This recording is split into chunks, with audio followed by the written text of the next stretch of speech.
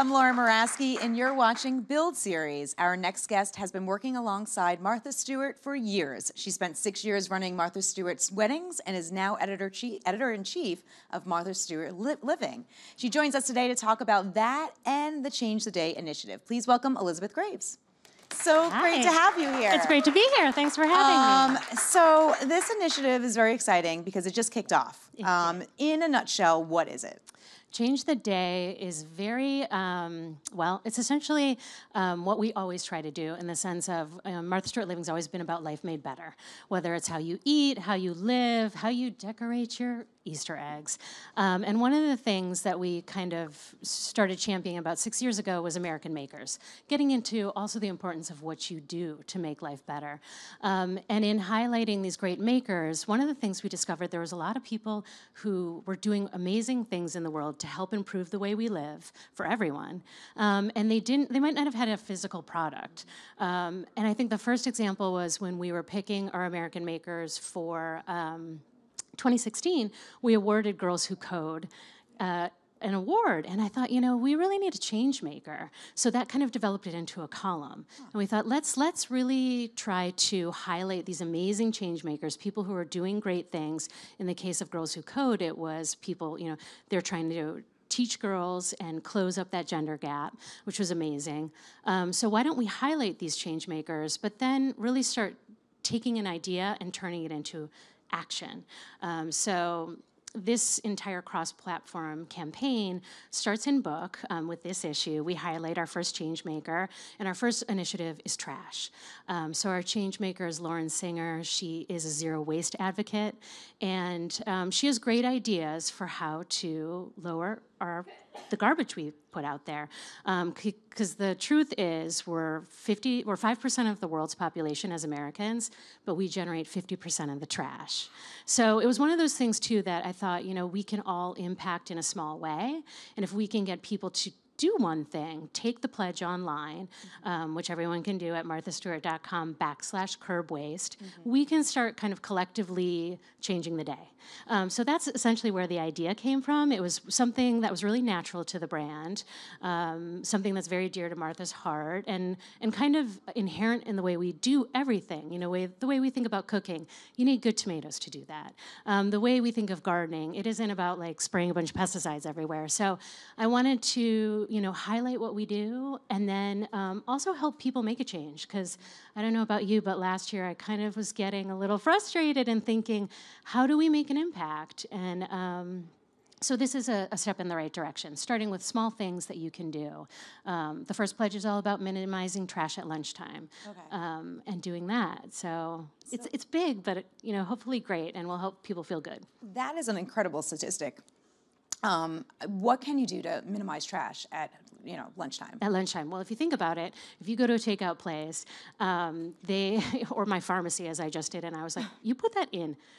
They put something in a paper bag, another paper bag, and then wrapped it in a plastic bag. Same thing goes for lunch. And when it came to the pharmacy, I'm like, that's not chicken. You don't have to keep, there's so much packaging that goes into things, right?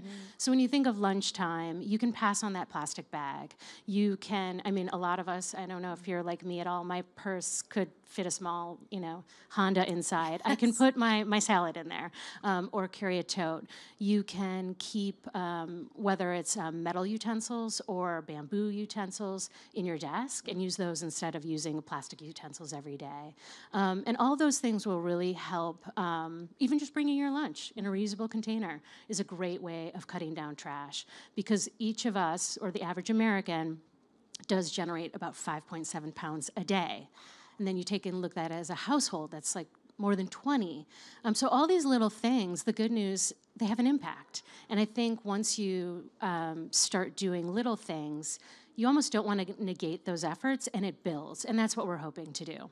That's great. Now, I know this trash is the first one, and there's going to be various other initiatives. So can you walk us through some of what we can expect next? Definitely. We're tackling some of the biggies first, and they do... they have a 360 kind of view on things, because it might be about living sustainably, but it also tracks with our health and our well-being in a lot of ways. So energy will be next. We love to consume energy, and there are great again, some of our change makers are doing amazing things in solar to make it incredibly inexpensive to both get it and store it. So those things are all good news. And also, I think it's inspiring to hear about these people starting businesses like that and giving other entrepreneurs ideas, because you can make money. You know, it isn't just nonprofits. It's not a dirty word to be able to get to do something right. So energy will be next, and that's all simple things. Like if you live in a home, the easiest thing to do is to turn your water heater down to 120 degrees. A lot of them are preset at 140. One of the things that really got me inspired about the idea is just changing one LED in your home has a huge impact. I mean, the kind of the thunderbolt moment that I had was kind of walking through. I live downtown, and I was, it was just dirty. I think that's why I was like, trash, we got to do something about the trash. But I went into a Bear Burger of all places, and there was this stat that if I think it was like 600 people, I think it was 800 people. We're still trying to find out because unfortunately Bear Burger had some water damage and they took it down. I'm like, I have to find that stat again. That's why I don't, but it was like 800 people switch a light bulb. We could power half of Pennsylvania for 6 months. Gosh. And then I thought, okay, Martha Stewart Living reaches 20 million people a month. If we get a fraction of those people to start doing things like that, we can have an impact. Sure. And you know, have people feel like they can do something. Gosh, that's great. I mean, these statistics are so alarming that you're like, this sounds like an easy thing to do. It seems like these little changes will make such an impact for the longer term. That's the hope. Which is really incredible. So trash, energy, water. Water, okay. June will be about, you know, everyone's going to be going to the beach.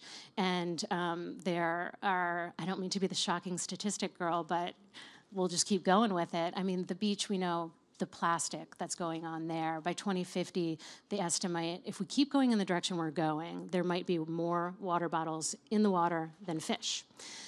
So being careful about what you bring to the beach, being careful about the type of sunscreens you wear, and all of the wonderful things that we have lots of great change makers who are working on that front to, you know, keep our oceans clean and for everyone. So it's exciting. That's exciting. It sounds like you're teaming up with a lot of cool people too to help with the initiative, which is really exciting. I mean, these are, you know, they're innovative people, and it's fun, and it's great for us to shine a light on what they do and help them, connect them with, you know, because we know our audience really, they care. Yeah. You know, they really want to do the right thing. And sometimes it's not always clear to know how. So I feel like we're all kind of learning together. But it starts with these like really simple ideas that, you know, we initially in the first one, we were like, should we get everyone composting? Because you can compost. But there's so much that goes around that. I was like, you know, that might be a bigger lift for people. Why don't we start with lunchtime? Everyone eats it.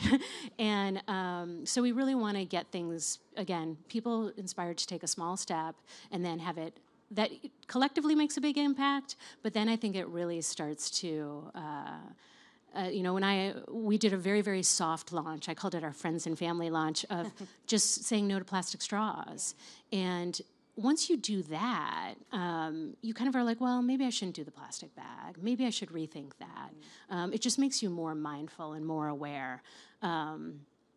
I always think of, I'm on the board of my college, and I went down to St. Mary's a couple weeks ago, and they do a really good job of connecting people with where their trash is going. So there's 3 bins. Oh. You're either throwing it in recycling, you're throwing it in compost, or you're throwing it in landfill.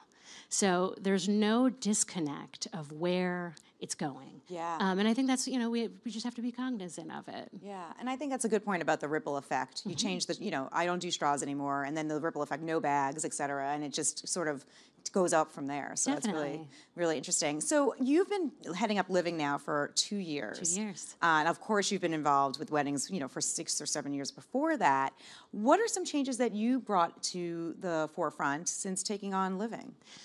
Well, I loved Living since I was 17, and I've worked with Martha, even before weddings, I worked on Blueprint, so I didn't take it lightly with we have a very loyal audience, and the things that we always wanted to keep about the brand was it was inspiring.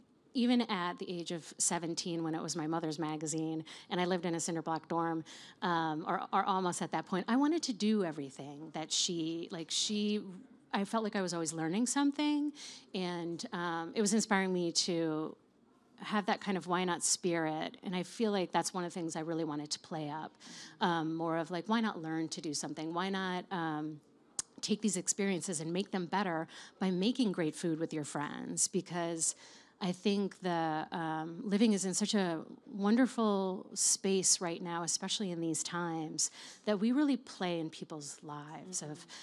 We don't really tackle necessarily, I mean, we try to highlight what people are doing that's inspiring, as in American Made, as in Changemaker, but we really want to help, equip people with the tools to live the life they want.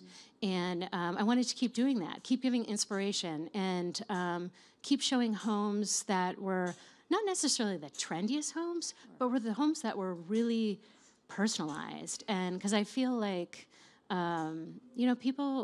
our readers are also creative, and we want to encourage them to live their life the way they want to.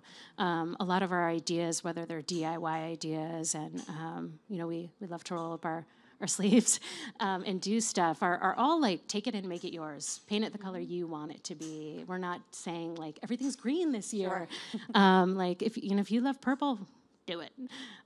So kind of just so that was one of the things I wanted to play up, and I think focusing on inspiring, being and as a magazine, being an experience. When people crack it open, they feel like kind of swept away, and I think in this frenetic world, that's really important to give them inspiration, give them ideas, things that they can take away, again, to get back to life made better. Yeah, sure.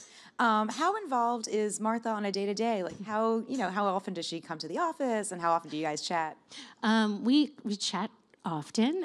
We work in 2 different offices right now, but I saw her yesterday. I saw her Monday. She just came out with her 90th book, The Flower Book, which is amazing. So we did a lunch for her yesterday. And then Monday we were talking covers. We were picking out our May covers. She's very involved. She's the chief creative officer. She's been my mentor since 2005. And, there's never a day that I don't learn stuff. I mean, she's quite amazing in that way. And she's always been very involved with everything she does. I mean, she really, from whether it's a QVC product, like she really gets behind it and wants to know everything, and so involved. Yeah, absolutely. What do you think is the best piece of advice that she's given you? Oh gosh, she's given me so many things that I think of all the time. Learn something new every day is a big one. That's what keeps life fresh, and it keeps you focused on, being happy. She thinks, she's always said it's really important to do what you love, for your job never to feel like a job. And I think learning something is what always keeps that really fresh and like resonating with you. She also is a very forward thinker. When we were working on developing a magazine called Blueprint in 2005, I'll never forget, and I think about it a lot, because I think when you're developing brands and you're developing businesses, you can go to the focus groups and you can say, okay, is it working? Is it not working? And they're very, very valid. But I remember her also saying, I would have never come up with living if I would have gone and asked people what they wanted. Like, she really, like, you think of it ahead, and she's, she's in the Steve Jobs lane. She's really innovative, and so I always thought of that, like, think ahead, like, try to focus on what they need before they know they need it. Interesting. And today we see a lot of different lifestyle opportunities with celebrities getting involved and social media stars. I mean, what do you think is about Martha Stewart today that still stands out, that make people want to keep coming back to the magazine, coming back to the website? I think the other thing is she would always say, do your homework. Make sure you do your homework. Because it's one thing to come out and be an expert, but she really is an expert. Yeah. I mean, she has a voracious curiosity for learning everything and doing it well. I wish I had half of her energy to do it as well as she does, but that really is, I think, important in getting out there. Is like you really want to be an expert in your field. You really do want to inspire people in a big way and be able to back it up. Yeah. I think that's really important. That it's not just about being in front of the camera for her. It really, I think she was so passionate about, she learned so much at an early age that she was passionate about getting it out there, and that's a byproduct of it. But she does her homework. She does her research. I think that's obvious, just by watching her, on whether it was on her show or just reading it through the magazine. These days, obviously, I work in news and I work in media. Magazines are having a tough time, across the board. How are you planning for the future to make sure that living and weddings, et cetera, are going to be viable for down the line? Definitely. Well, as I said before, I feel a little bit lucky because I feel like the content is very important right now. That people... It's important to come together. It's important to celebrate and have great meals together. People are more interested in having experiences right now. So I feel like our content is really relevant on that level. I also think that people are spending time at home. They want that. I also think that as a magazine, it has to be worth the paper. Mm-hmm. So you need, the fact that we've always really cared about discovering new photographers, and we've cared about design, we've cared about it being an experience that helps our future. And just staying innovative, giving people those ideas, people who come in and they're like, that was the best good thing I still use that. That's what we want to do every month. And it's a tall order, but it's also fun. I mean, it really... It's when people are psyched and you get great letters about a story, it's really rewarding. That's great. What about advice for young people trying to get into the business? I mean, there's so many people that are like, I would love to work for a magazine or a news site. What advice would you give somebody who's just starting out? That's interesting. We just hired a new assistant, and that was a lot. I was like, hey, you're coming into print. That's awesome. Yeah. And because there's people just who love it. Mm-hmm. And getting into the business now, I would use the same advice that I had as like, and now you think of developing content, you need to do it well. And again, do your homework. Mm-hmm. There's a lot of noise right now, and we're all trying to kind of break through and resonate with an audience. So I think, really focusing on getting in a place that, for me, it was like getting in a place that I started as an assistant at a place that let me do a little bit of writing, and it wasn't even the topic that I necessarily cover today, but you learn to be a good reporter. You learn the craft. Mm-hmm. And then once you learn that, you can apply it to everything. But I think it's really important to show up and be focused. Don't be on your phone all day. These are good tips. Don't shop. Yeah. When I think of, all of the amazing editors I work with and the gripes, those are things being like, well, but I think if you can, you get in and you start focusing and you start working hard, it doesn't come without working hard and caring about, reading and learning about your boss's problems too, because I think you can get very focused on what you do, but there's a bigger picture. And when I see people on my staff starting to say, oh, this is what I'm thinking, I know you're doing that, I realize that they're thinking on a micro and a macro level, which I think is important. But it is hard work. Yeah, no, that's all great advice. What's your typical day like as editor-in-chief? My typical day, starting with playing trains with my child. I get into the office. I always aim for 9. Usually it's more like 9:30 because trains are hard to peel yourself away from. And lots of meetings. Yeah. It's a lot of planning, a lot of shaping stories. Meeting with the digital team. They do a great job at marthastewart.com, and we're working on this campaign together. So we're talking about how to showcase the brand and with social too. Mm-hmm. So there's a lot more components for a magazine editor today. Yeah. You're a brand editor. You're really looking at the whole picture because so much has changed. And so, I would say a lot of meetings. Yep. I try to squirrel away time to return phone calls, return emails, which can get really, really difficult. But I can't complain. I mean, I've never I've never, I love my team. You know, it never feels like work. It really feels like we get excited about the stories we're going to do. And if we're not, that's a good sign that we shouldn't be doing it. You know, there's been one story, and I won't go into detail about what it is, but I'm like, I don't think we're psyched about this. Like, let's pull the plug. Yeah. You know, on principle, if we're not really excited, we should trust our gut on this. So, they're really great, and they're experts in their own field. I get inspired by everything they do. I love hearing what the food team is gonna, because I cook straight from them, and what our gardening editor is going to do, and what our beauty editor. So it's a whirlwind day, and there's always events, and might be some ad sales meetings, but it doesn't feel like work. I feel very, very lucky that.